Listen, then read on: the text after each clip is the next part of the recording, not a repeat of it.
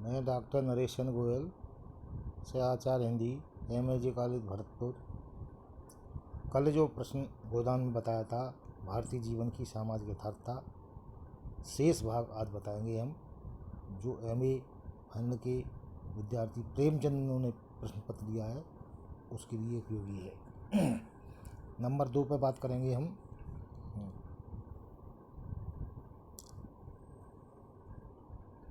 गोदान और गोदान के पात्र भारतीय जीवन का यथार्थ। गोदान में के पात्रों के नामकरण और उसकी वेशभूषा को चित्रित में भी प्रेमचंद की कमाल किया है। पात्रों का यथार्थ नामकरण, उनकी वेशभूषा इस उपन्यास की ग्रामीण भारतीय जीवन को यथार्थ उपन्यास घोषित करती है। उसमें पात्र जो आए हैं वे ग्रामीण परिवेश के हैं, उनके नामकरण भी इसी प्रकार से हैं, जैसे होरी, गोबर, शोभा, भोला, झिंगुरी सिंह, पंडित दाता दीन, माता दीन, नौखेराम, दुलारी, धनिया आदि अनेक ऐसे पात्र हैं जो भारतीय जीवन की यथार्थता को सिद्ध करते हैं। वेशभूषा। प्रेमचंद ने ग्रामीणों की वेशभूषा का यथार्थ चित्रण करके उसकी सभ्यता, संस्कृति, आर्थिक स्थिति का सही परिचय दिया है। गोदान का प्रारंभ ही प्रेमचंद ने ग्रामीण परिवेश की वेशभूषा से किया है। होरी के बाहर निकलते ही पोशाक। क्या है होरी की पोशाक? लाठी है, मिर्जई है, जूते, पगड़ी और तम्बाकू का बटुआ ही है। होरी के शब्दों में, क्या ससुराल जाना है जो पांचों पोशाक लाइए? फटकर तार तार हो गया है, उसका भी दुपट्टा या पगड़ी तब बदली जाती है या गोबर लखनऊ से कमा कर लौटता है। होरी के वस्त्राभाव का पता उसके निम्नलिखित स्वगत चिंतन से चलता है। जब होरी स्वयं सोचता है 5 साल हुए एक मिर्जई बनवाई थी, धनिया ने एक प्रकार से ज़बरदस्ती बनवा दी थी। वही जब एक बार काबुली के कपड़े लिए थे, उसके पीछे कितनी सांसत हुई थी, कितनी गालियाँ खानी पड़ी, और कंबल तो उसके जन्म से ही पहले का है। भारतीय कृषकों की आर्थिक स्थिति का यथार्थ चित्रण। गोदान में प्रेमचंद ने भारतीय कृषकों का आर्थिक विकृत स्थिति का मार्मिक और प्रमाणिक चित्रण किया है। प्रेमचंद ने तत्कालीन कृषक समाज को अंग्रेज सरकार, जमींदारों, महाजनी के दमन चक्र में पिसते हुए दिखलाया है। उन्होंने वही खूबी के साथ समाज के में शोषण बने लोगों का ऐसा था चित्रण किया है कि जो भी पाठक गोदान को पढ़ेगा उसकी सहानुभूति बेरोक भारतीय किसान के प्रति हो जाएगी। मूलतः गोदान का जो चित्रण है वह इसी अंग्रेजी सरकार के, जमींदारों के, महाजनी के आर्थिक दमन चक्र का केंद्र रहा किसान को ही दिखलाना है। होरी के परिवार की आर्थिक दुर्दशा को उपन्यास में अनेक स्तरों पर देखा जा सकता है। होरी की दिनों दिन बिगड़ती हुई हालत, कर्ज का बोझ, गाय की मृत्यु, लड़के का लखनऊ भाग जाना, फसल का चौपट हो जाना आदि भारतीय किसान की आर्थिक स्थिति का नक्शा पेश करते हैं। उसकी आर्थिक स्थिति का एक उदाहरण देखते हैं। होरी की फसल सारी की सारी डांड की भेंट हो चुकी थी। वैशाख तो किसी तरह कट गया, मगर जेठ लगते लगते घर में अनाज का एक दाना न रहा। यह आर्थिक स्थिति है। सामाजिक स्थिति। गोदान उपन्यास से यह स्पष्ट होता है कि मानव प्रेमचंद भारतीय समाज जीवन का प्रतिनिधित्व कर रहे हों। उन्होंने समाज जीवन की छोटी से छोटी बात भी अपने उपन्यास में स्थान दिया है। इसमें उनका उपन्यास अपने समय का एक वर्तमान का भी सजग चित्र खींचने में समर्थ है। भारतीय किसान की सामाजिक स्थिति चित्रण प्रेमचंद ने बड़ी मार्मिकता से प्रस्तुत की है। उनकी सामाजिक स्थिति इतनी खराब है कि उसका जमींदार, महाजन, पटवारी, पुलिस सभी उनका शोषण करते हैं, क्योंकि गोदान का किसान अशिक्षित एवं धर्मभीरू है। सामाजिक स्थिति का एक चित्रण देख सकते हैं। जब दूसरों के पांव तले अपनी गर्दन दबी हो तो उस पामों को सहलाने में ही कुशलता है। इसी सामाजिक स्थिति का एक चित्र और भी देखा जा सकता है। चाहे कितनी भी कबर ब्योत करो, कितना भी पेड़ तन काटो, चाहे एक कौड़ी को दांत से पकड़ो, मगर लगान बेबाक होना मुश्किल है। ये दोनों कथन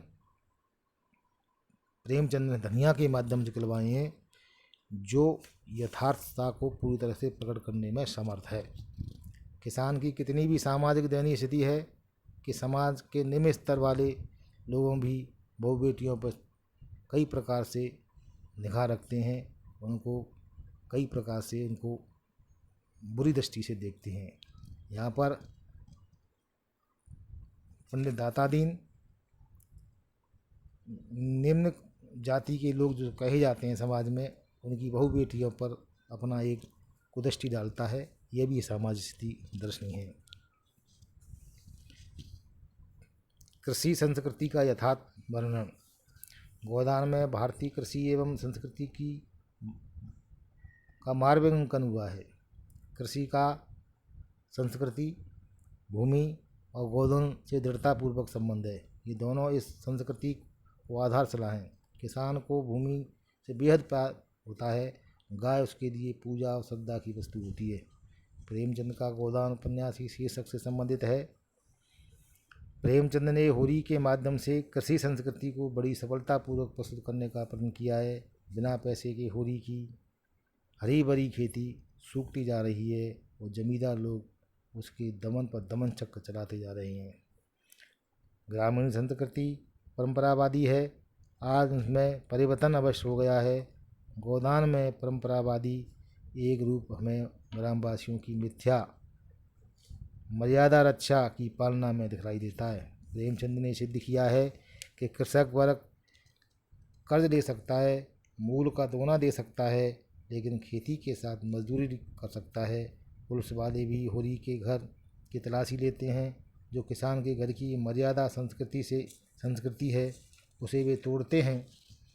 वास्तव में प्रेमचंद ने यह प्रकट करने का प्रयास किया है कि मिथ्या मर्यादा भावना भारतीय जीवन की बहुत बड़ी कमजोरी है। ऐसी ही कमजोरियों में बरादरी के प्रति मोह, धर्म संस्कृति, ब्राह्मणों से भय, तीर्थ यात्रा का महत्व, मरते दम तक गोदान करना आदि ऐसी कुछ भारतीय संस्कृति हैं जो आज भी समाज के लिए एक अभिशप्त बनी हुई हैं। इन यथार्थों का भी वर्णन गोदान में उपस्थित है। इसके अतिरिक्त अन्य स्थितियों का था चित्रण क्या हो सकता है गोदान में। सामाजिक यथार्थ के अन्य चित्र भी गोदान में देखने को मिलते हैं, जो भारतीय जीवन की सामाजिक स्थिति से पूर्ण रूपेण मिल खाते हैं। ऐसे चित्रणों में अंधविश्वास, गंगाजल लेकर शपथ ग्रहण करना, गौ हत्या करने पर प्रायश्चित करना, सत्यनारायण की कथा करवाना, आरती में पैसा डालना आदि चित्रणों को प्रेमचंद सामाजिक यथार्थवादी धरातल पर लाने में नहीं भूले। गोदान में गाँवों के प्रचलित त्योहारों उत्सवों का यथार्थ वर्णन भी किया गया है। इसका एक नमूना देखते हैं। देहातों में साल के 6 महीने किसी न किसी उत्सव में ढोल मजीरा बजता रहता है। होली के 1 महीने पहले से 1 महीने बाद तक भाग उठती है। आषाढ़ लगते ही आल्हा शुरू हो जाती है और सावन भादों में कजनियाँ होती हैं। कृषि संस्कृति में भ्रातृत्व का बहुत महत्व है। भाई के लिए किसान बहुत कुछ त्याग करने को तैयार रहता है।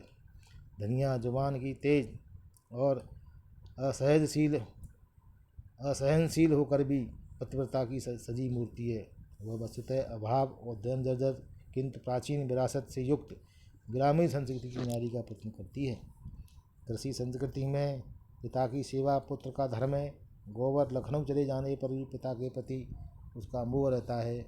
उसका यह कथन पिता के प्रति सेवा भाव का ही प्रश्न करता है। माँ बाप से खिंचे रहना कोई अच्छी बात नहीं है। अब हमारे हाथ पांव हैं, उनसे खिंचले चाहे लड़ ले, लेकिन जन्म तो उन्होंने दिया, पाल पोष का जवान तो उन्हीं ने किया। अब वह हमें 4 बात भी कहे तो हमें गम खाना चाहिए।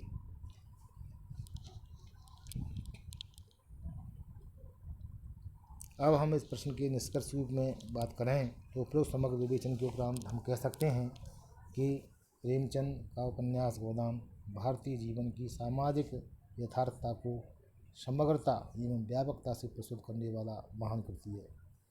उसमें सामान्य जीवन के यथार्थ में प्राकृतिक यथार्थ, भौगोलिक यथार्थ, धार्मिक यथार्थ, सामाजिक, राजनीतिक, सांस्कृतिक और साहित्यिक सभी प्रकार के यथार्थों को लिखा जा सकता है। गोदान का कथानक ग्रामीण और नगरीय जीवन को समेटता हुआ प्रेमचंद के यथार्थवादी प्रगतिशील दृष्टिकोण को प्रस्तुत करता है। यह एक ऐसा उपन्यास है जिसमें उपन्यासकार ने कृषक जीवन के यथार्थ ग्रामीण परिवेश, उसमें जी रहे लोगों को जिंदगी के यथार्थ का चित्रण खींचते हुए विविध समस्याओं के रूप में अभिव्यक्ति हुई है। गोदान को महाकाव्य कहने के भी अनेक कारण हैं। यह एक सौद्देश्यपूर्ण रचना भी है।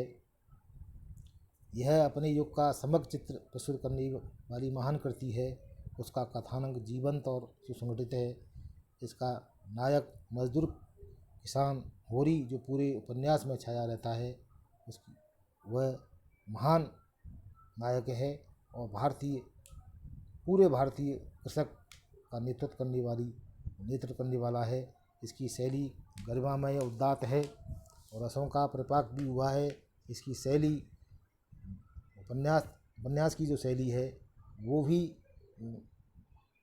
महाकाव्य के अनुरूप है। इस प्रकार हम कह सकते हैं कि गोदान प्रेमचंद की एक अमर कृति है जो भारतीय किसान का पूरी तरह से नेतृत्व करती है, समग्र मानव जाति का चित्रण करने वाली कृति है और यह गोदान एक महाकाव्य की संज्ञा देना उचित है। इसमें सामाजिक यथार्थ का पूरी तरह से वर्णन हुआ है।